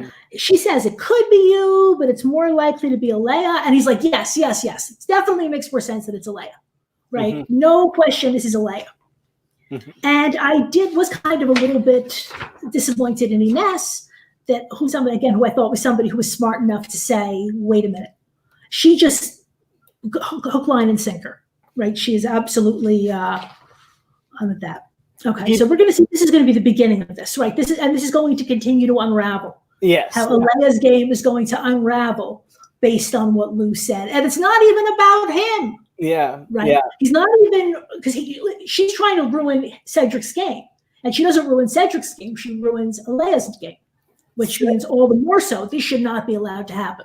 Yeah. Cedric played this perfectly. And we'll see in the next episodes. I don't know if you're going to talk about it later, but he does something that I feel like is such perfect gameplay with this perspective, where he talks to Gary about who Gary thinks is the one that she talked to and who she's talking about. And I think that's where his gameplay. I don't know if we're going to talk about that later. It will come up, but yeah, absolutely. We can even talk about it now. I'm trying to keep things more or less in quiet, but we can't. We're not going to cover every single chat because I can't make a 5-hour podcast, and you probably don't want to listen to it. I mean, you have been on RHAP. There may be the 5-hour podcast is a thing, but for us, 2 hours is a long podcast. You got it. So we're going to pick and choose. So go ahead. So which conversation were you thinking about? Yeah. So there's a point. So he talks to Inez, right? And the good thing about him talking to Inez and saying, no, it's Alea. He had that relationship already with Inez. So even though she has her questions, she has this trust in him. So he can say whatever he wants. And she'll be like, okay, well, I already trust you. It's not like it's someone I haven't talked to and they're giving me this BS. I trust you already. So that's where he lucked out. And then secondly, later, Gary gets his wheels rolling where he's like, okay, maybe I need to go talk to Cedric and see, because I'm starting to think that it might be him that she was talking about. He goes and talks to Gary, or to Cedric, and Cedric says, oh, no, I don't want him to think it's me, so this is what I'm going to say. Oh, no, it wasn't me. I think it was Alea. Inez brought to me that she thinks it was Alea. So since Inez thinks that it was Alea, I think it's Alea's too. So you should probably think that too. He didn't say, oh, no, it's not me, it's her. He said, Inez thinks it's her, and I happen to agree with what Inez feels. You can even ask her. So I think that's where the direction it went. It had to be, since it wasn't me, and that's how Inez feels. So I feel strongly about that too. Instantly, Gary's thinking, oh, okay, so Inez thinks that too. It's probably not him. So, okay, it's got to be Alea. That's where he played it perfectly. He didn't say it from my perspective, no. He put it in Inez's perspective that he agrees with Inez, so it has to be that's what the case is. That's where and it works. And it works. Again, another player who I thought was going to be a little bit more circumspect bought it hook, line, and sinker. Yep. He did a great job there. Yeah. Okay, and this will continue. So only just going back, there's a couple just quick things. The next chat is almost the next thing that happens. The only thing that happens in between is that we get our new player. We get Gabriel. Okay, Gabriel is 32 years old. I even forgot what his job is, but single dad, good looking, etc. Except he's really Rudy, who is 37, married with a daughter. And again, Gabriel is his friend, and he just says, good looking people do better. I'm going to use Rudy's humor and Gabriel's body. Again, I think if you're going to play, and people would just call him a catfish and put this in the same category as Valerio, I think it's a huge difference. Huge. Like, he almost can't make a mistake. Right?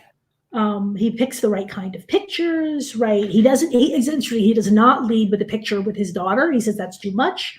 His whole thing is I'm happy, I'm friendly, I'm non-threatening.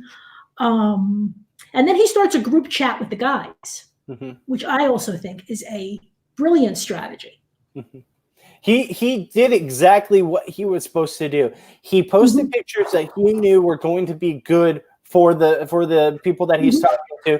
And like you said, he brought a guy's chat in instantly. He's not going to be the one to be like, oh, I need to go talk to these hot girls. No, first you need to get respect with the guys going, and then you can move your way to the girls and talk to them. Because for all you know, the guys could have something going on, or the girls could have something going on. So if you're a guy, you want to get into that perspective with the guys. The only flaw I see in his game is, one, he's not single.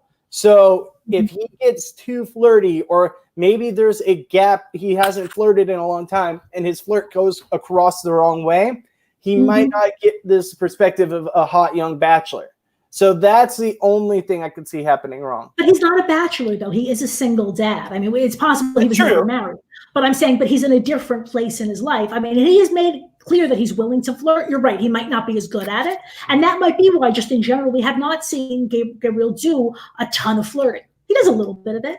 But basically, but this is, again, something I have advocated in the past. The first thing you should do, like you said, is cement your relationships with the people of the same gender. Because if you're lucky, they will start to spout, the information that you're going to need.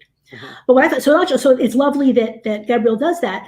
Cedric does not understand this as a strategy. What is he doing? So again, Cedric, the strategist, has missed, I think, a very important part of the strategy. He feels like he can just flirt his way to the win. Yeah. And Gabriel understands that doesn't work.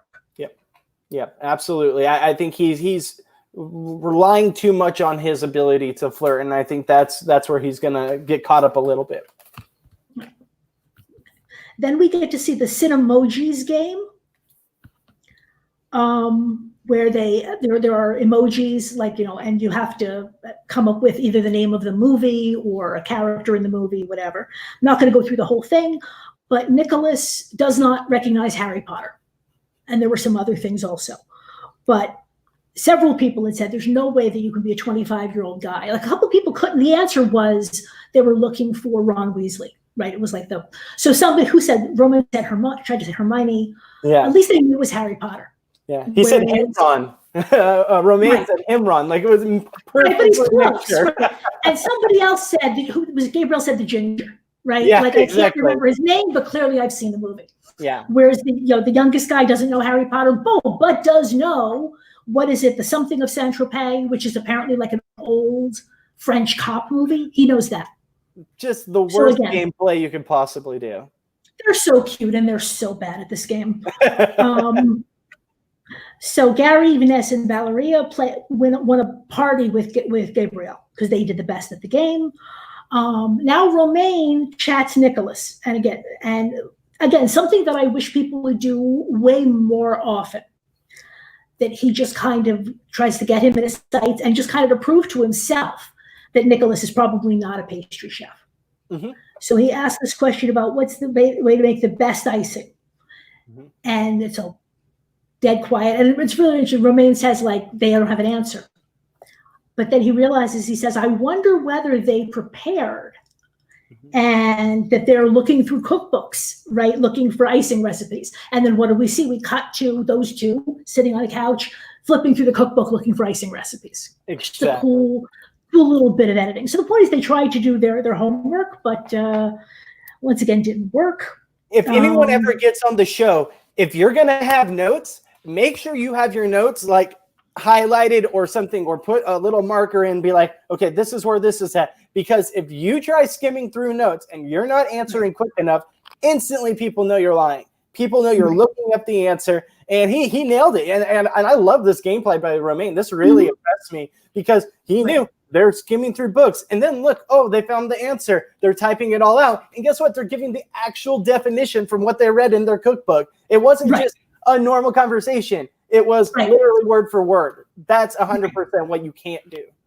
Right. And I'm saying I wish people would do this more often. I mean, it requires a certain minimal level of understanding of what they do. And it can be a job, it can be a city, whatever. But if you have the knowledge, and especially if you have, and there are ways to do it. I mean, he did it in a very kind of confrontational way because it was clear that at least half the cast was very suspicious of him, or even all of them were. But I wonder, could you do the same thing with somebody where you don't want to be so obvious about the fact that you don't trust them, but just kind of, you can make chat, you just want to chat with them. You're a baker, this guy's a pastry chef, hey, and then just start to pick at their knowledge. Yeah, absolutely. You got to ask the same question. And especially because he could say, look, I'm a boulanger. He's a baker. He is not a pastry chef. Only in France, of course, would this become relevant, but it's a separate job. Right? A guy who makes bread doesn't really necessarily know about icing or vice versa. So he could just kind of off the cuff, but again, good on Romain for trying. We had the French cliche party. While the others are blocked. Not sure if there was anything there that was so important. Then we have the chat with Gary, we already discussed. Then we rank again. And Cedric is already downloading the popular people. Yep. I'm not sure if he said it to the first rank, but by the second, he was already starting. Like you said, he's not looking for allies and questionable. So Elia is in 7th. And I'm assuming it's a combination of the whole idea that she's sketchy and Cedric downvoting her. It's definitely a mixture of both. And we see this in the finale. I'm not going to tell you guys which season because I don't want to root for people, but in a past season, people voted for their final rankings, and we've seen this in multiple seasons. So people vote in their final rankings. They vote based off of their personal feelings towards those people to win the game, not strategically. And it kills me because if someone's the biggest threat to you, they should be last. Always let them be last because they're going to be the ones to win this game because other people are going to be stupid and vote based on how they feel in their heart.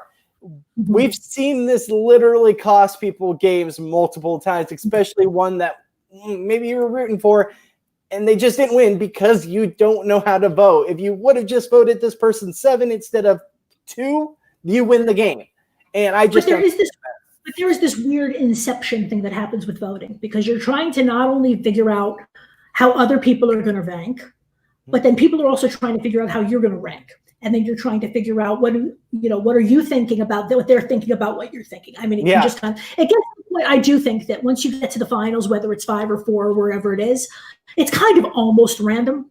I mean, obviously you can do things right in terms of ranking, but it's very, very difficult. I mean, unless you have a solid alliance that forms the majority, and they can just all agree, that we're going to vote. But there is still, look, there's always some luck in these games, and in this case, I feel like there's more luck than most. Yeah. Personally. Okay, just go through the rest. Nicolas is 6, Romain is 5, Cedric is 4, Gary is 3, Ines is 2, and Valeria is 1. And so we have Valeria and Ines are our influencers.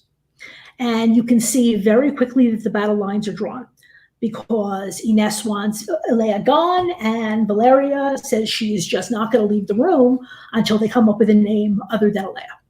Yeah.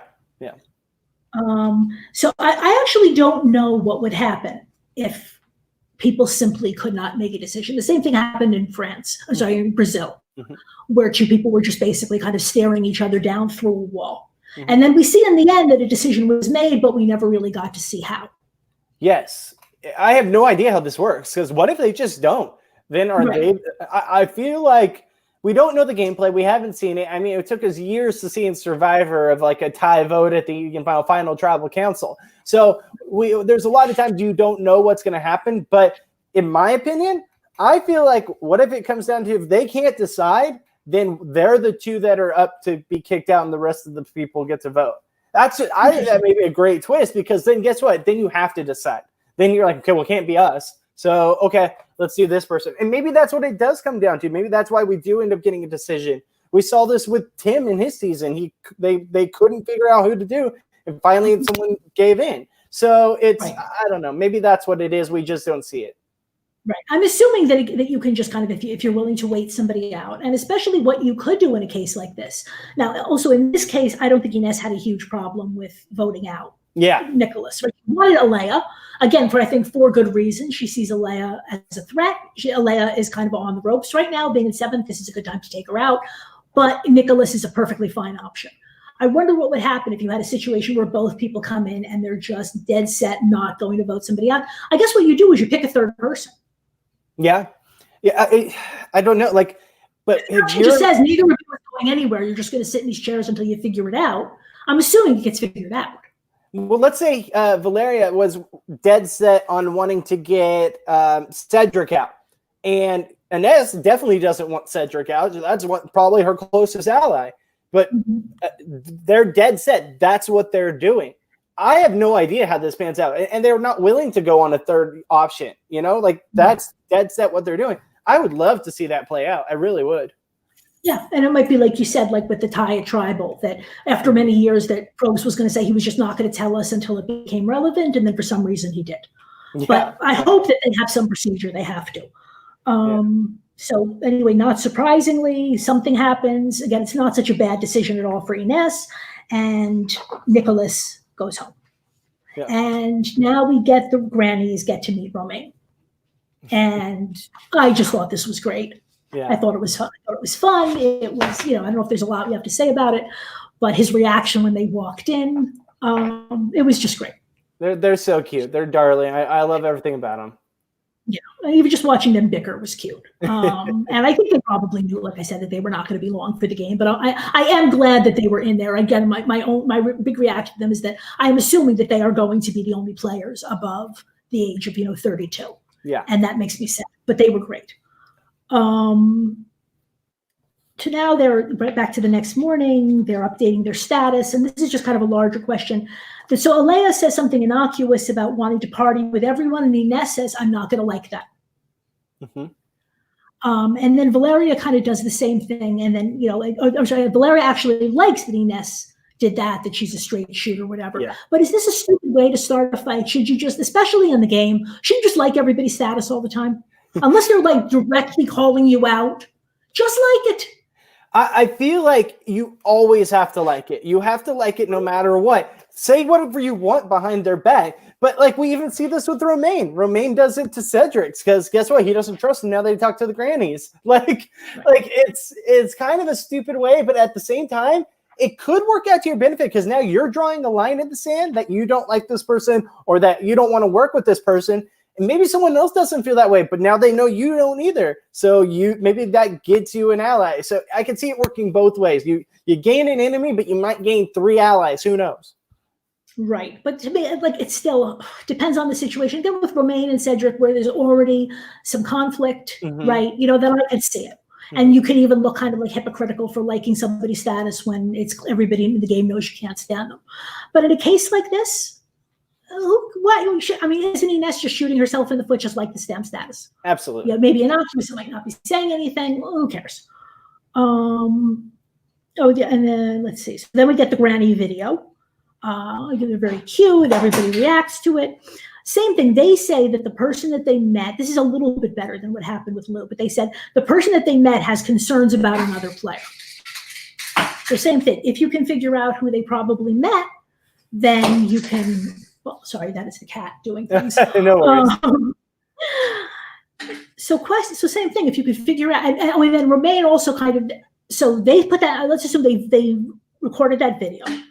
Then Romain makes the decision when they're going through all these statuses. He does #revelations, right, as part of his status, because it's fine for him to say that he met them, right? There's no reason for him not to tell them, right? In many cases, there's no reason not to be open about this. But now we have the grannies say, and again, they're not going after Romain, but they're saying, oh, by the way, Romain has reservations about another player. Yeah. Well, who might that be, Romain? Yeah. Hey, and it's a great way, though, now that I feel like it was a benefit for him because people know that he was giving him this slight thing saying he was the one that met with the grannies. So some people might pick up on it, some people might not. And then the people that do, now they have a reason to talk to him. Now he can create a dialogue with people maybe he didn't have a conversation with. So yes, I think that you can look at it as, oh, this is bad. Now people know that he's, doesn't trust someone. But now you can also look at it as it's a conversation starter. It's something that he could always just say to every single person, oh, no, it's not you, but how do you feel about this person and this person and that person? And that's the answer, right? Is that that in itself doesn't say much. And like you said, if it's a good enough player to just tell everybody that it was somebody else, then it doesn't really matter. Exactly. But I guess I just had the same reaction about with these damn goodbye messages, and I'm glad we have them, because that message with the granny, I mean, that's exactly what this game is about in terms of these moments. But we should not let them screw up other people's games. Yes. So we have more chats. But like you said, I guess you were right, because Alea chats with Romain, and immediately, right, without missing a beat, he says, yeah, Cedric. Yeah, exactly. He's like, yeah, no, Cedric for sure. He's got his target set. He knows who he wants. And I think this might be the first time he uses hashtag team winner. Yeah. Which will become this. I'll just small spoiler for the rest of the show. This is the name. This is going to become the name of an alliance. Oh, we're going to see a lot of team winner, and this is where it starts. Okay. So then there's a couple more chats that I don't think are all that relevant. Ines got chats with Gabrielle. They flirt, whatever. Now they get to post new photos. Okay, and same thing. Most of them seem to be doing a pretty good job. What do you think of any of these? Do you have anything you want to discuss with these? Gabrielle posts a picture of his daughter. I loved Gary's photo, because I thought that is exactly kind of the personality he's trying to give off. And I think that, yes, it's a little daring, but at the same time, it shows he's being himself, but also not trying to be over the top. Like, yes, it's over the top what he's doing, but at the same time, it's not like, if someone's doing something that they're trying to purposely be funny and it comes across the wrong way, that could really hurt your game. This just came off as like a genuine, okay, that's who he is. And I thought that was great. It worked because it does fit with everything we already know about him. Yeah, exactly. I thought that was great. I did not really understand either Valerio or Ines. I mean, they were both these full body shots, not particularly, sexy. They were fine, right? But like, what does it show? Like, again, Gary, like you said, Gary shows us something about his personality. With Alea, same thing, and much less successful, but still, the whole little hair and mustache thing was cute. Romain with the face mask, right? But I just feel like it's a missed opportunity. There's nothing wrong with those pics. I just see them as a missed opportunity. And the fact also that Cedric showed his actual face. He needed to do that. Like you said, I wish it would have been flipped, the pictures, but he needed that. It was Twitch, though. 1000%, yep. Romain and Cedric officially decide that the other one has to go. I mean, that's been coming for a while, but now we officially have these two sides of the house. Gary chats Cedric, and this is actually kind of cute. But this is interesting though, because I didn't actually meet when I even rewatched this twice. I had forgotten that Cedric said the thing he was the most afraid of was having a guy like him. Well, maybe it's different because he was afraid it was going to be a girl who's really a guy. This is a guy who likes him. Exactly. And he handles it very well. He does a great job. He knows exactly how to play it. And maybe he's dealt with this in the outside life, or, maybe he's had someone hit on him that he's maybe not attracted to, or even of the opposite sex. And maybe he just doesn't have that connection, but he knows what to say to make them feel important and also push his agenda. Right. The only thing that surprised me that he was so good at this when that was his biggest fear. Because I saw maybe there's just certain homophobia in that, but then he handles Gary so well. Yeah. So. It's kind of a strange situation. Then next we have Romain chats with Valeria. She says, I'm going into seduction mode. I thought she'd pretty much been there the whole time. It's clear that they like each other. Although I did have another reaction also with Valeria, and this started to happen even earlier, and this is just maybe me, but the way that he talks to that picture and carries that picture everywhere he goes. Like he actually said at one point, I'm going to always put it so that you are always within eyesight. Like I don't ever want you to be out of my sight. And, bringing a picture is fine. Right. But I just watch it and he's walking around with it. And am I the only one who thinks that maybe Valeria is actually in a chest freezer in Maxime's garage? I mean, it's too much. I love love. I think it's amazing if they've been together for that long, right? And they're still so incredibly into each other. But seriously, she definitely does seem like he kind of seems like a goober, and she seems like a very attractive young woman that could probably get a bunch of men that she wants.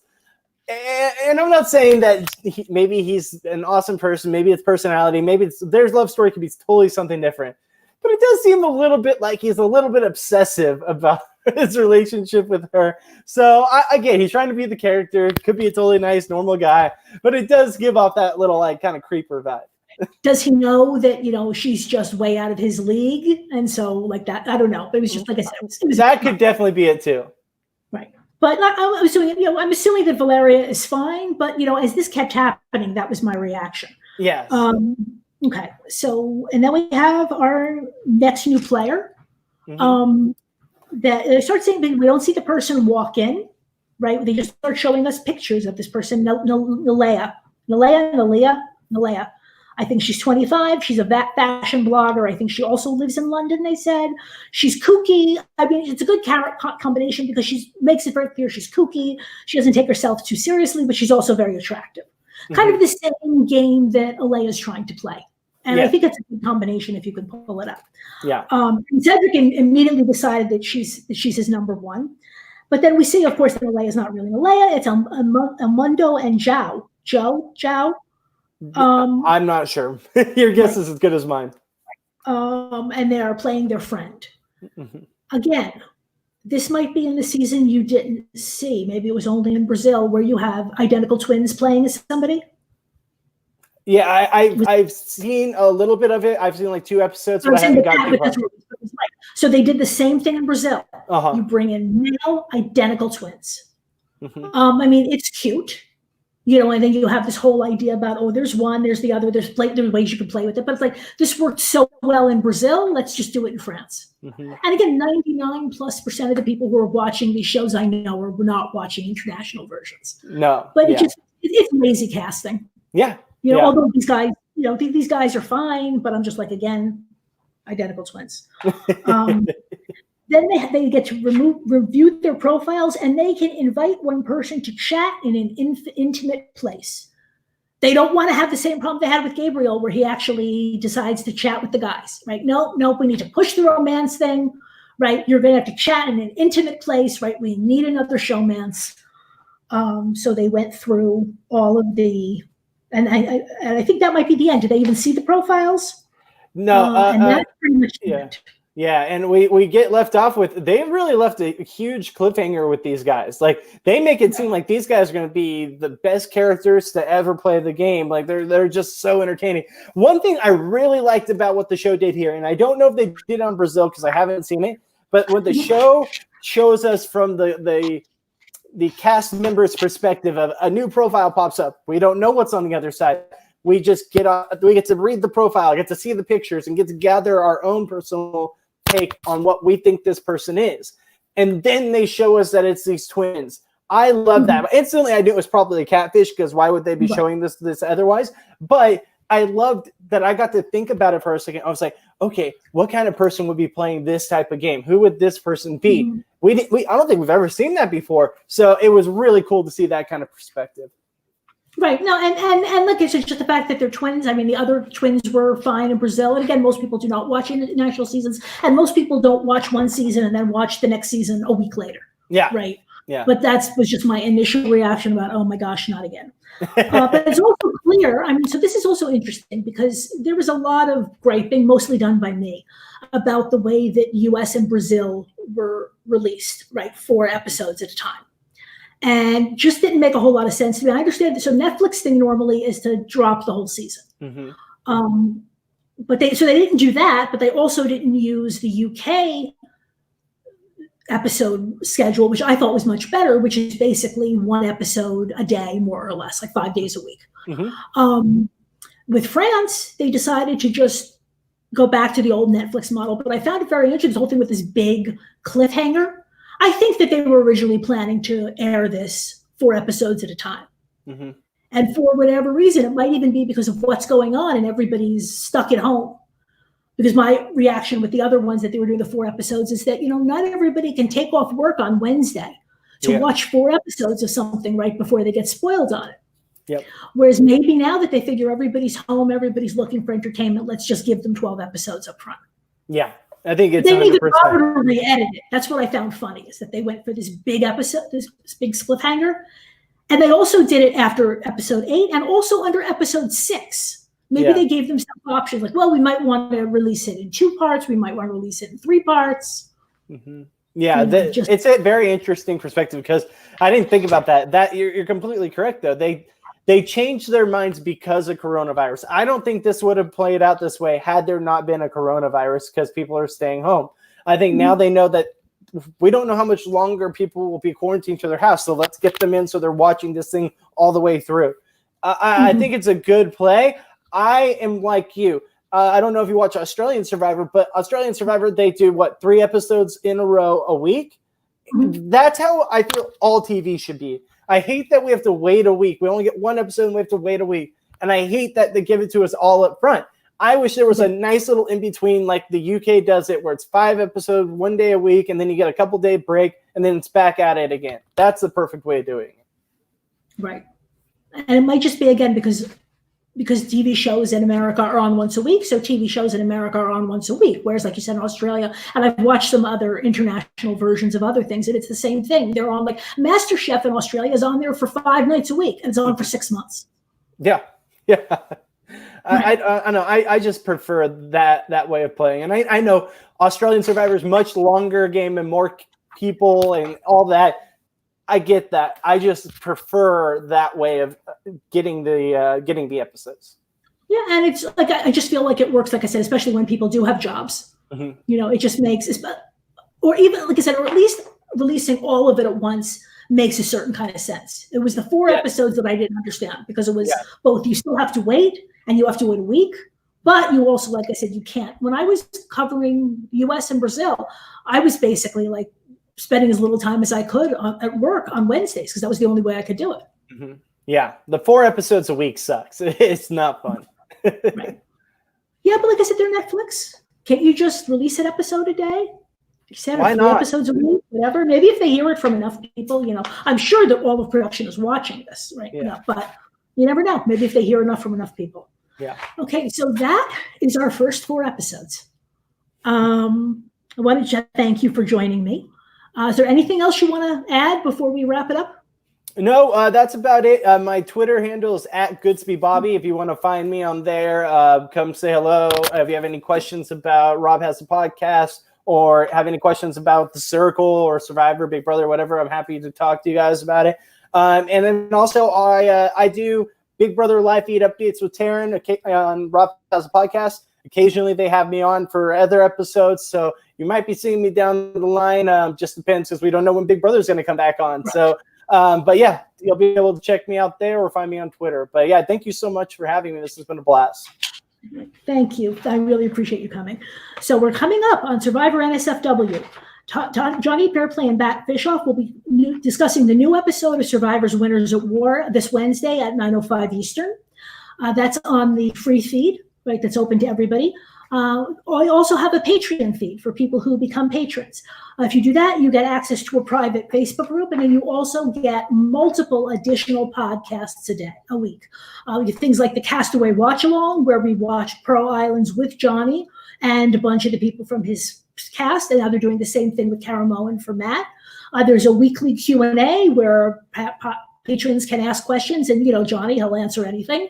And then another one's coming up now is the top 10 good guy wrestlers with Disco Inferno from the NWO. I don't even know what that means, but apparently people are supposed to be excited about it. You can find all of this at youtube.com/SurvivorNSFW or on your favorite podcast app. Again, and we will be back. I don't know if I should announce this yet. We are hoping to be back on Thursday with episodes 5 to 8. You can find all of those announcements. You can I can never do this. I'm not good with the mirror thing. That is my Twitter handle. You can follow me for any information on upcoming episodes. Until then, everybody, stay safe, stay healthy, and we will see you next time.